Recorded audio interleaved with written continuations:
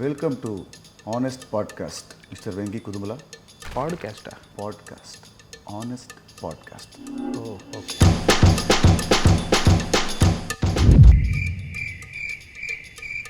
Okay. ప్రతి హీరోకి వాళ్ళ డైరెక్టర్స్ని కొన్ని క్వశ్చన్స్ అడగాలంటుంది. సో దాని ఆన్సర్స్ ఇప్పుడు నువ్వు నాకు ఆనెస్ట్గా చెప్పాలి. అసలు ఆనెస్ట్లో నాకంటే ఆనెస్ట్ ఎవరు ఉండరన్నా, అది మీతో. Very good. So shall I start the game? Yes. చాలా ఫైట్లలో హీరో ముందున్న ఫైటర్స్ కొడుతూ ఉంటే వెనకాల ఫైటర్స్ అలాగే చూస్తూ ఉంటారు.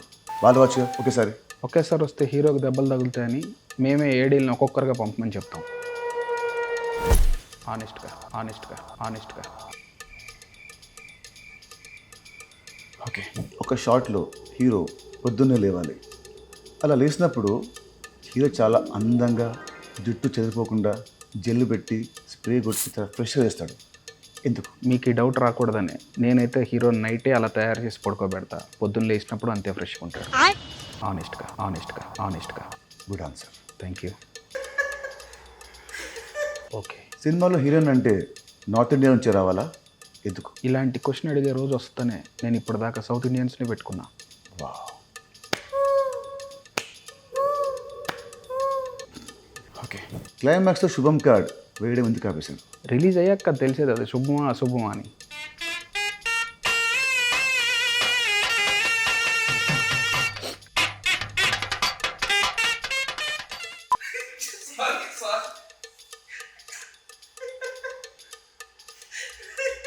ఒక మార్కెట్లో అవుతుంది, ఒక మాస్ సాంగ్ షూట్ అవుతుంది.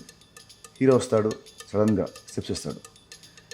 అప్పుడు నెక్స్ట్ సెకండ్లోనే పక్క నుంచి ఒక కూరగాయలు అమ్మేవాడు ఆర్ పాలు అమ్మేవాడు వచ్చి జాయిన్ అయిపోయి సేమ్ స్టెప్స్ సింక్లో హీరోతో పాటు ఇలా వేస్తారు.